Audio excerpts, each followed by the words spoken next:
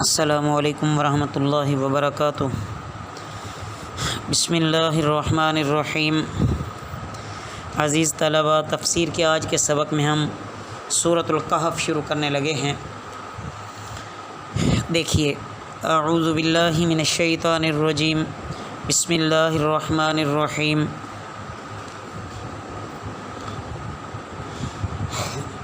الحمد للہ الذی، تمام تعریفیں اس اللہ کے لیے ہیں جس نے انزل، نازل کی، علی عبدہ الکتاب، اپنے بندے پر کتاب، ولم یجعل لہ عوجا، اور نہ رکھی اس میں کوئی کجی۔ اس پہلی آیت مبارکہ میں عزیز طلباء، اللہ رب العزت کی حمد و تعریف ہے، یعنی تمام حمد و ثنا اور شکر کا مستحق اللہ تعالیٰ ہی ہے۔ اس کے بعد قرآن کریم کی صفت بتلائی کہ وَلَمْ يَجْعَلْ لَهُ عِوَجًا، اس قرآن مجید میں کسی قسم کی ذرہ برابر بھی کوئی کجی نہیں ہے، کوئی ٹیڑھی بات نہیں ہے۔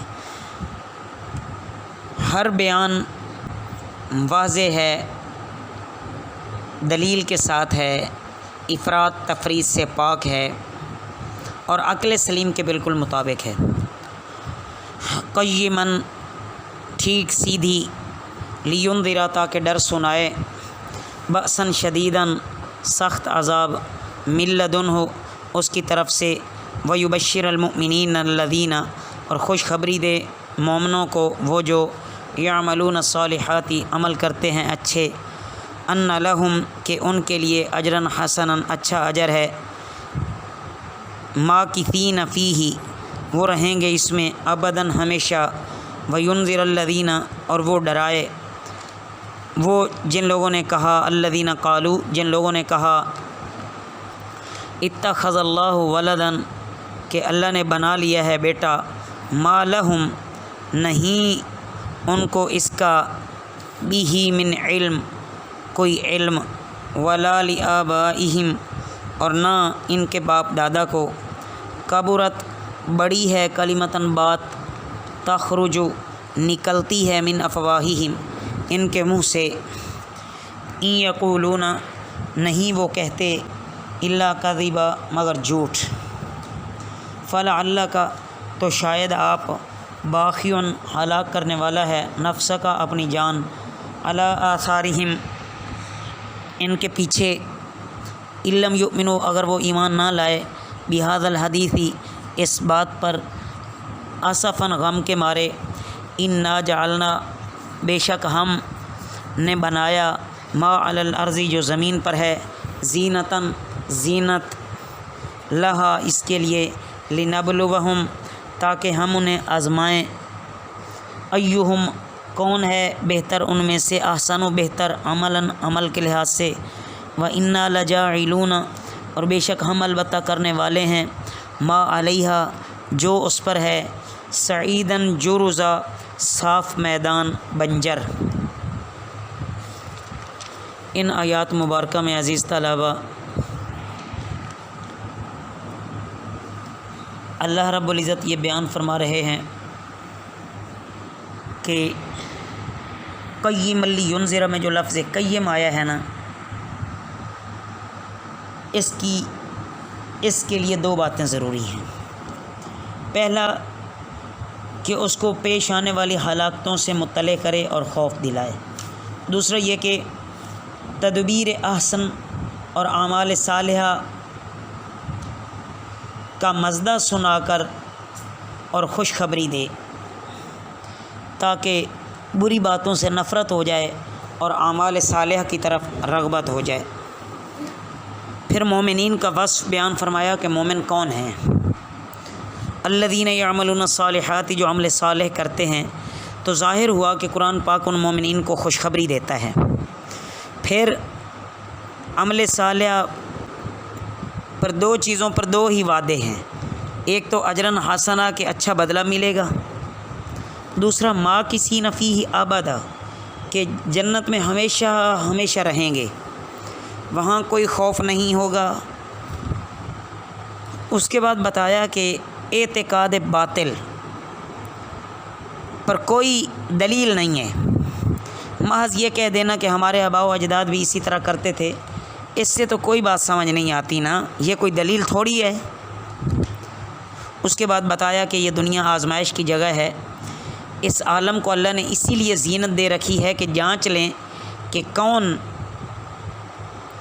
آخرت سے غافل ہوتا ہے اور کون آخرت کا سامان فراہم کرتا ہے۔ آخر کار ایک دن اللہ تعالیٰ سب کو نیست و نابود کر کے اس زمین کو چٹیل میدان بنا دیں گے۔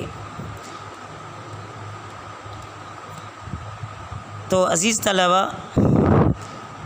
راہ حق پر چلنے سے اگر کوئی پریشانیاں آ جائیں تو اس سے گھبرانا نہیں چاہیے۔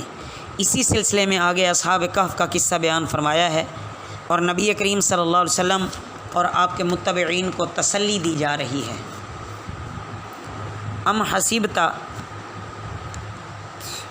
کیا تم نے گمان کیا، انا بے شک اصحاب الکہف، اصحاب کہف، والرقیمی اور رقیم، کانو وہ تھے، من آیاتنا عجباً ہماری نشانیوں میں سے عجیب، اذ اول فتیۃ جب پناہ لی جوان نے، الی الکہف کا غار کی طرف، فقالو تو انہوں نے کہا، ربنا اے ہمارے رب، آتینا من لدنک رحمہ ہمیں دے اپنی طرف سے رحمت، وہیئ لنا اور مہیا کر لنا ہمارے لیے، من امرنا ہمارے کام میں، راشداً درستی، فضربنا پس ہم نے مارا، علی آذانہم ان کے کان پر، فی الکہف غار میں، سنین عدداً کئی سال، ثم بعثناہم پھر ہم نے انہیں اٹھایا، لنعلم تاکہ ہم دیکھیں، ای الحزبین کون سے دونوں گروہ، احصا خوب یاد رکھا، لبثوا امدا کتنی دیر رہے مدت۔ تو عزیز طلبہ، ان آیات میں اجمالاً اصحاب الکہف والرقیم کے نام سے اصحاب کہف کو ذکر کیا گیا ہے۔ اصحاب کہف اور اصحاب رقیم ایک ہی جماعت کے دو لقب ہیں اور ان کو ایک ہی قرار دیا ہے۔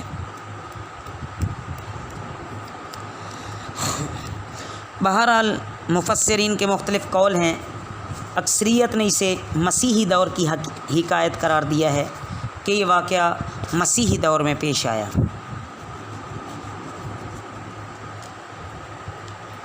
رومی شہنشاہ دقیانوس، وہ اپنے مذہب بت پرستی میں بڑا سخت تھا۔ اس وقت چند نوجوانوں کے دلوں میں جن کا تعلق شاہی خاندان سے تھا اور خیال آیا کہ ایک مخلوق کی خاطر خالق کو ناراض کرنا ٹھیک نہیں ہے،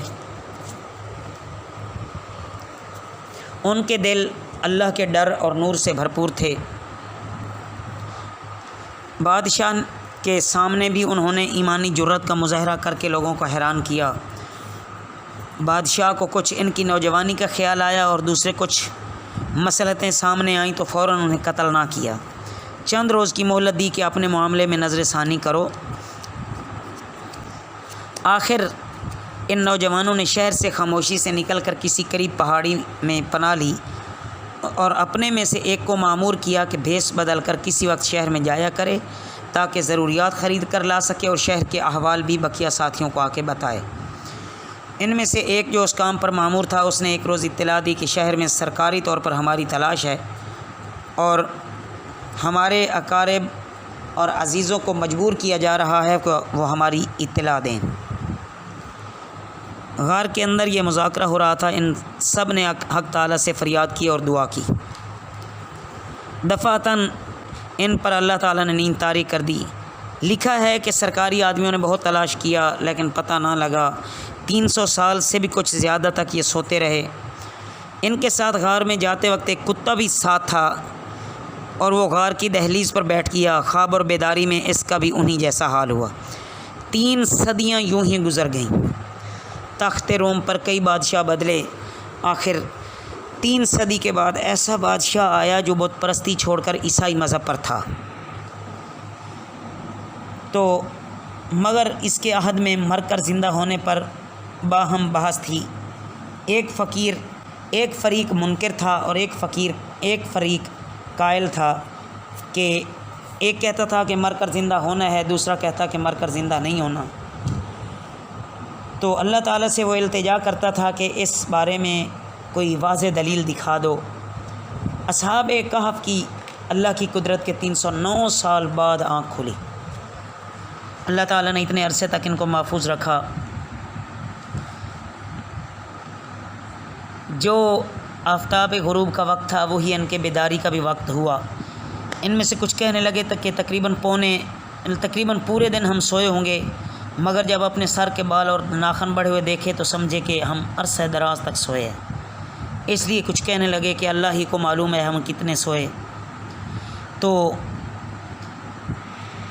پھر یہ بھی فکر تھی کہ اللہ جانے ہمارے بھاگنے کے بعد کیا فیصلہ ہوا ہوگا، اس لیے اپنے میں سے ایک کو شہر کی طرف روپیہ دے کر بھیجا کہ سرکاری آدمیوں سے بچتے بچاتے سوچ سمجھ کے شہر جائے اور چپکے سے کھانا خرید کر لائے، اور یہ ہدایت کی کہ اس طرح چھپ کر جائے کہ کسی کو معلوم نہ ہو۔